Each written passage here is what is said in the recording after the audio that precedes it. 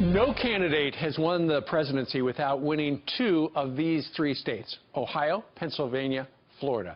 This morning, brand new polls from those swing states. Here to break it all down, the director of the University of Virginia's Center for Politics, Larry Sabato, who, as we can see, is out in the front yard today. Larry, good morning to you.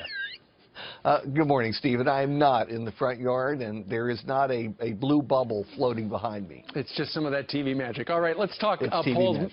Poll magic. I'm going to give you these three brand new Quinnipiac polls. In the state of Florida, Donald Trump and Hillary Clinton are pretty much tied. In the state of Pennsylvania, they are pretty much tied. And finally, in the state of Ohio, Trump actually leads Hillary Clinton by 4 points. Larry, give us some analysis here. The analysis is that the top numbers, the top line numbers you just read, and this is so appropriate for you, Steve, really don't matter. It's May. And these races, according to Quinnipiac at least, are tied in these three states. You have to go into the poll to see what's significant.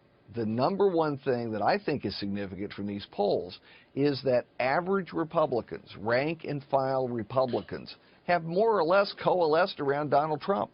That is, the rank and file is ahead of the leadership, which is still disputing whether Donald Trump should be the nominee or whether they should support Donald Trump as the nominee.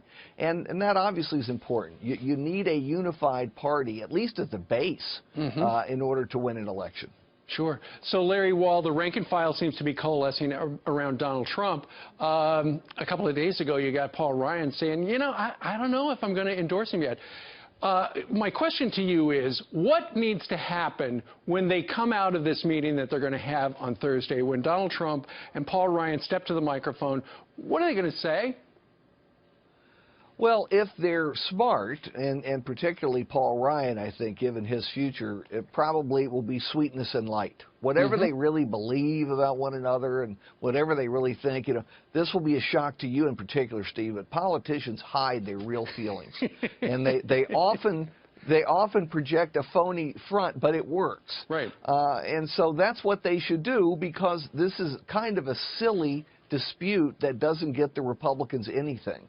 Absolutely. I mean, Paul Ryan is the co-chair of the big party, the nominating convention, where Donald Trump's going to get the nod. You know, if he doesn't want to do that, he would have bowed out by now, but he's a politician. He wants to get stuff done, especially if Trump's president. And the other thing that's key here is Ryan has to defend his membership. His members in some of those swing districts, they're worried. Well, the way to take care of the worry, I think at this point, is to forget about independent candidates or third-party candidates, because it's just not happening. Yep. You just don't see them running. Romney isn't going to do it. Other people who've been approached aren't going to do it.